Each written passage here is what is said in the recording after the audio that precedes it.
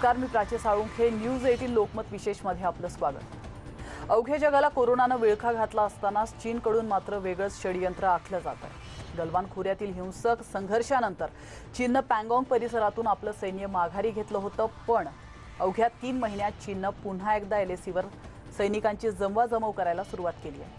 त्यामुळे पुन्हा एकदा चीनकडून सीमेवर आगळीक तर केली जाणार नाही ना, अशी शंका व्यक्त केली जाते. चीननं कोणत्या परिसरात सैनिकांची संख्या वाढवली आहे, कोणत्या खास तुकडीला ड्रॅगनने तैनात केलेला आहे आणि भारताने चीनला कोणता इशारा दिलाय, या सगळ्या प्रश्नांचा वेध घेणार आहोत चीनच्या कुरापती या खास शो मध्ये.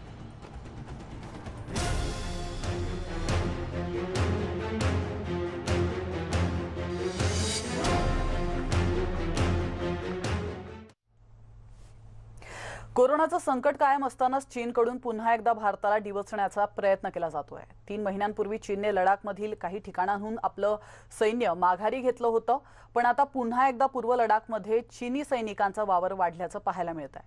तसंच चीनने आपल्या वेस्टर्न थिएटर कमांडचं पुनर्गठन केल्याचं देखील बोललं जात आहे. तसंच चीनने माउंटेड आर्टिलरी गन तैनात केल्याचीही चर्चा आहे. पाहूयात. बर्फ वितळताच ड्रॅगननं रचलं षडयंत्र.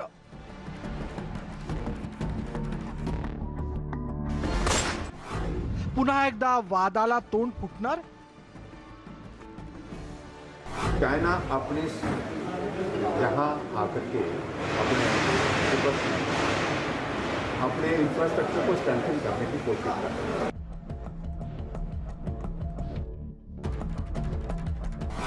एलएसीवर चीनी सैन्याची जमवाजमव. काही महिन्यांपूर्वीच चीनी सैनिकांनी पूर्व लडाखमधील वादग्रस्त भागातून माघार घेतली होती, पण आता पुन्हा एकदा चीनची पीपल्स लिबरेशन आर्मी त्या भागात दाखल झाली आहे. खरं तर भारतीय लष्कराशी चर्चेच्या अनेक फेऱ्या झाल्यानंतर हा वाद शमल्याचं चित्र निर्माण झालं, पण लडाखच्या पूर्व भागात चीनी सैनिकांनी तंबू उभारण्यास सुरुवात केली आहे. चीनने पुन्हा एकदा पूर्व लडाख आणि एलएसीवरील अन्य प्रदेशात सैनिकांची संख्या वाढवण्यास सुरुवात केली आहे.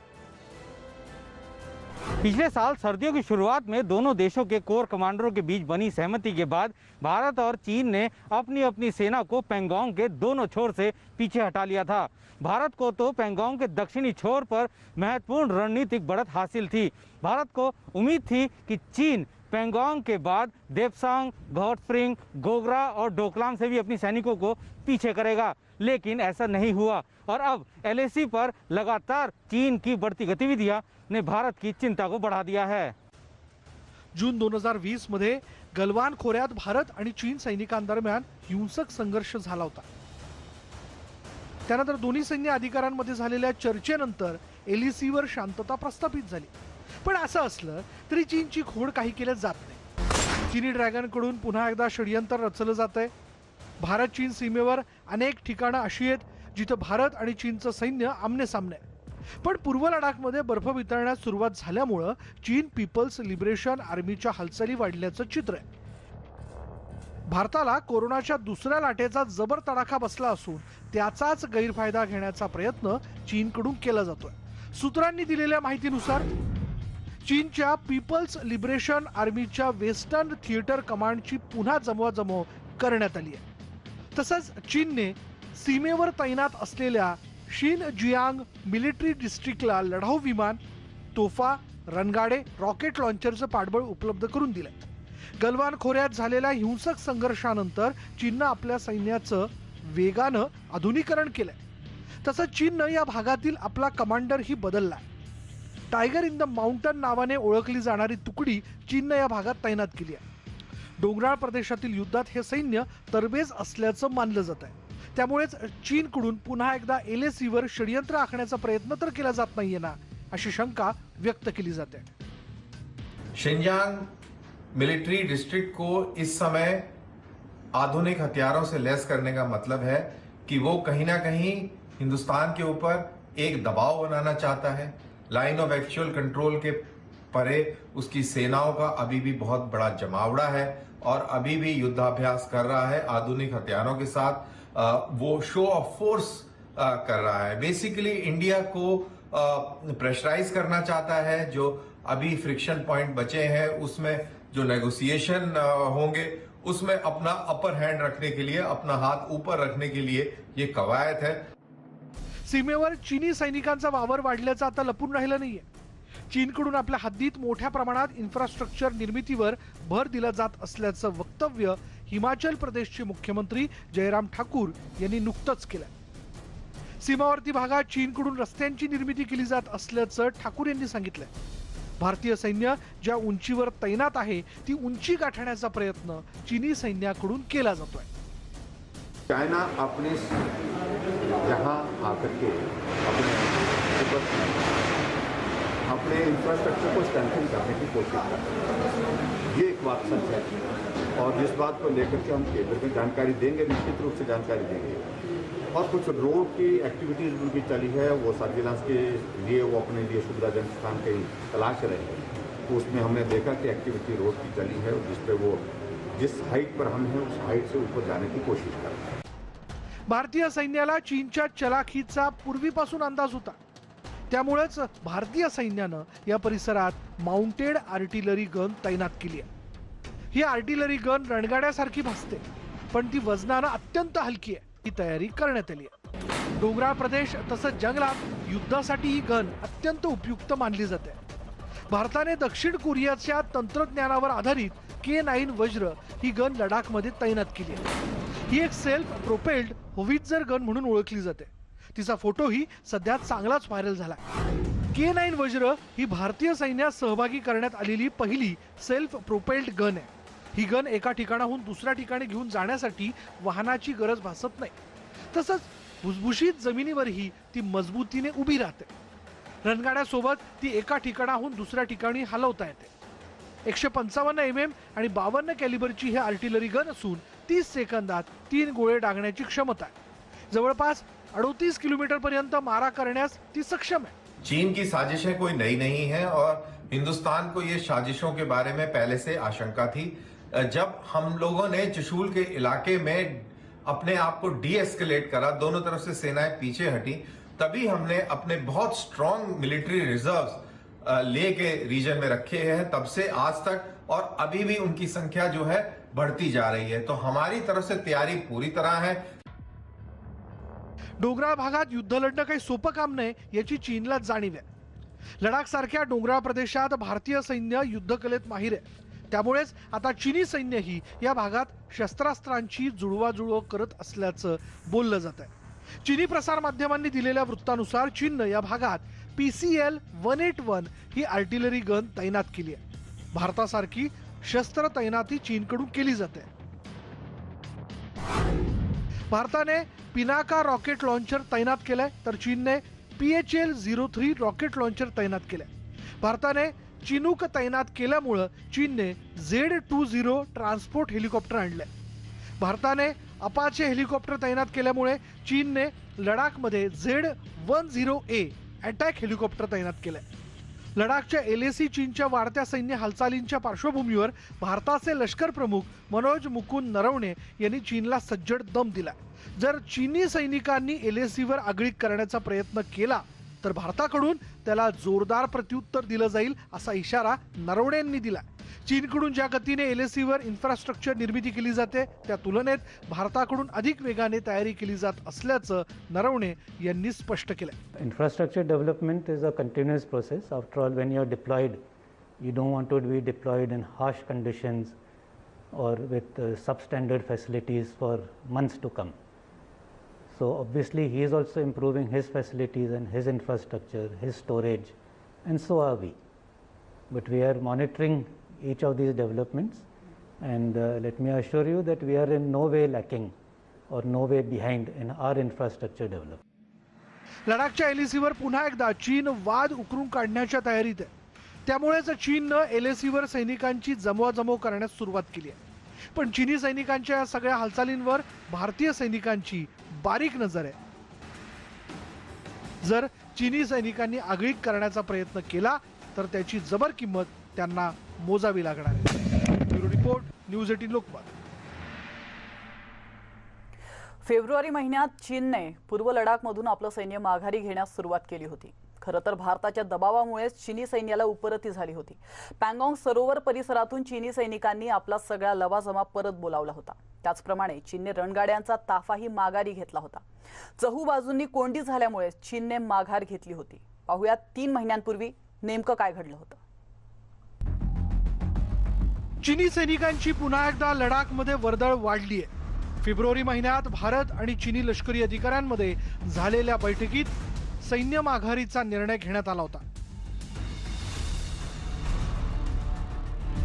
पण आता लडाखमध्ये बर्फ वितळू लागल्यामुळे LAC वर चीनी सैनिकांची संख्या वाढू लागली आहे.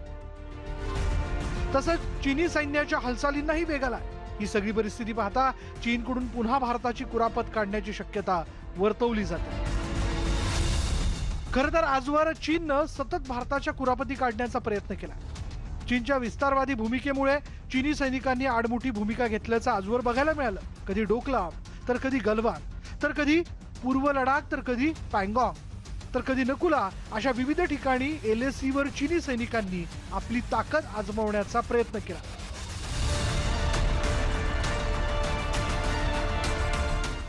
पण भारतीय सैन्यानं चीनी सैनिकांना त्यांच्याच भाषेत प्रत्युत्तर दिलंय. चीनी सैनिकांचा प्रत्येक प्रयत्न भारतीय सैनिकांनी हाणून पाडला. प्रसंग कोणताही असो, भारतीय सैन्यानं प्रत्येक वेळी चीनी सैनिकांना धूळ चारली आहे. त्यामुळेच फेब्रुवारी महिन्यात चीननं लडाखमधील काही ठिकाणांहून सैन्य माघारी बोलावलं होतं. फेब्रुवारी महिन्याच्या सुरुवातीला चीनच्या पायदळानं पँगॉंग परिसरातून माघार घेतली होती. या परिसरात चीनी सैनिकांनी तंबू उभारले होते. ते सगळे तंबू हटवण्यात आले होते. चीननं पायदळासोबतच रणगाडेही परत बोलावले होते. चीनी सैनिक ट्रकमध्ये सामान भरून माघारी परतल्याचं अवघ्या जगानं पाहिलं होतं. गेल्या वर्षी गलवान खोऱ्यात भारत आणि चीन सैन्यादरम्यान झालेल्या हिंसक संघर्षानंतर LAC वर शांतता प्रस्थापित करण्यासाठी दोन्ही देशांकडून पुढाकार घेण्यात आला होता. लष्करी पातळीवर वारंवार बैठका झाल्यानंतर गलवान खोऱ्यातून सैन्य माघारीचा निर्णय घेण्यात आला. दोन्ही सैन्यात तडजोड झाल्याची माहिती त्यावेळी संरक्षण मंत्री राजनाथ सिंग यांनी संसदेत दिली होती. पूर्व लडाखमधून चीनी सैनिक टप्प्याटप्प्याने माघार घेणार होते. फेब्रुवारी महिन्यात त्यावर चीनी सैन्याकडून अंमलबजावणी करण्यात आली होती. पूर्व लडाखमधून चीनी सैनिक माघारी जात असल्याचं अवघ्या जगानं पाहिलं होतं. या सैन्य माघारीपूर्वी भारत आणि चीनी सैन्यादरम्यान प्रचंड तणाव होता. पण भारताच्या दबावापुढे चीनला झुकावं लागलं. पूर्व लडाखच्या पँगॉंग परिसरातून चीनी सैनिक माघारी जात असल्याचा एक व्हिडिओ त्यावेळी भारतीय सैन्याकडून प्रसिद्ध करण्यात आला होता.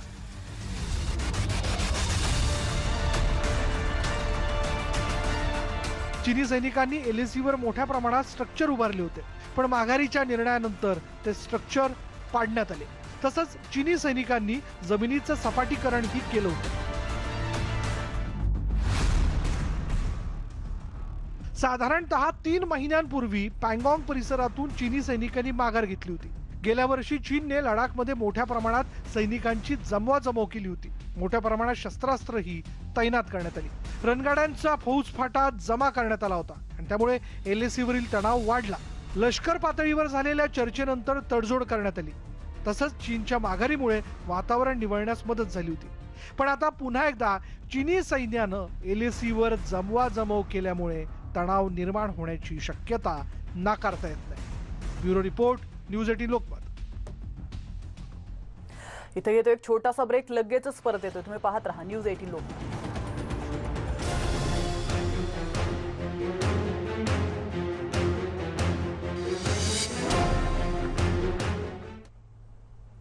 ब्रेक नंतर पुन्हा एकदा आपलं स्वागत आहे.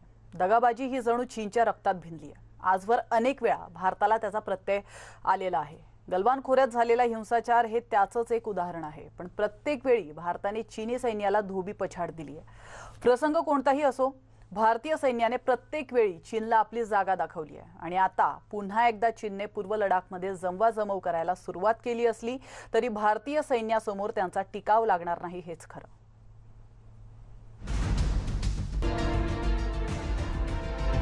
भारत आणि चीन दरम्यानचा सीमावाद काही आजकालचा नाही. पण गेल्या काही वर्षात LAC वर चीनी सैन्याकडून मुजोरीच्या अनेक घटना घडल्यात. पण भारतीय सैन्यानं प्रत्येक वेळी चीनी सैनिकांना धूळ सारली आहे. रक्त गोठवणाऱ्या थंडीत भारतीय सैन्य दिवस रात्र LACवर पहारा देत आहे. गलवान खोऱ्यातील हिंसक संघर्षात भारतीय सैनिकांनी सर्वोच्च बलिदान देत सीमांचं रक्षण केलंय. त्या संघर्षात चीनी सैन्यालाही जबर किंमत मोजावी लागली आहे. चीननं अद्यापही त्याची कबुली दिली नसली तरी सत्य जगापासून लपून राहिलं नाही. लडाखच्या अतिदुर्गम डोंगराळ प्रदेशात भारतीय सैन्यानं चीनला पाणी पाजलंय आणि त्यामुळेच चीनी सैनिकांनी पँगॉंग परिसरातून सपशेल माघार घेतली होती. भारत चीन दरम्यान झालेल्या चर्चेनंतर चीननं सैन्य माघारी बोलवलं होतं. टप्प्याटप्प्याने ही माघार घेतली जाणार होती. पण आता पुन्हा एकदा लडाखमध्ये चीनी सैनिकांची वर्दळ वाढल्यामुळे संशय वाढलाय. खरं तर चीनवर जगातील कोणत्याच देशाला विश्वास नाही, कारण चीनकडून वेळोवेळी विश्वासघात करण्यात आला. हे नाकारून चालणार नाही. भारताने सतत राजकीय दबाव वाढवल्यामुळे चीन हतबल झाला होता. तसंच LACवर भारतीय सैन्यानं चीनी सैनिकांना सडेतोड प्रत्युत्तर दिल्यामुळे चीनला माघार घेण्याशिवाय पर्याय राहिला नव्हता. त्यामुळेच आता चीनी सैनिकांनी रोटेशन पॉलिसी स्वीकारली आहे. चीनी सैन्याच्या माघारीचं आणखी एक कारण म्हणजे LACवरच्या दुर्गम डोंगरावर गस्त घालणे चीनी सैन्याला कठीण झालं होतं. त्यामुळे चीनी सैनिकांचा धीर सुटत चालला होता. म्हणूनच चीननं सैन्य माघारीचा निर्णय घेतला होता. चहूबाजूनं कोंडी झाल्यामुळेच चीनी सैन्यानं माघार घेतली होती.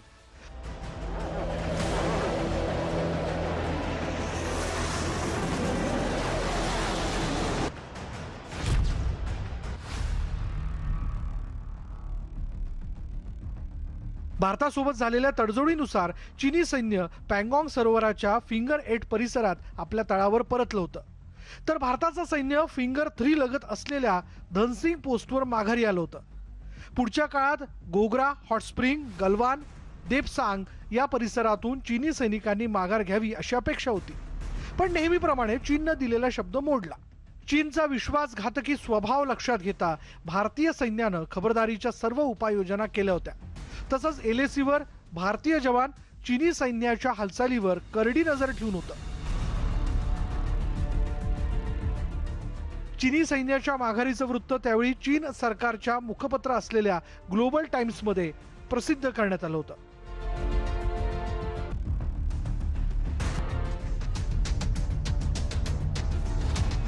भारताच्या वाढत्या दबावामुळे फेब्रुवारी महिन्यात चीननं पूर्व लडाखमधून आपल्या सैनिकांना माघारी बोलावलं होतं. पण सैन्य माघारी घेण्याच्या तडजोडीचा चीनकडून कधीही भंग केला जाऊ शकतो याची भारतीय सैन्याला पुरेपूर कल्पना होती आणि त्यामुळेच भारतीय सैनिक LACवर बारीक नजर ठेवून होते. Bureau report, news 18 Lokmat. आणि यासोबतच वेळ झाली इथंच थांबण्याची. मात्र तुम्ही कुठे जाऊ नका, पाहत रहा न्यूज 18 लोकमत.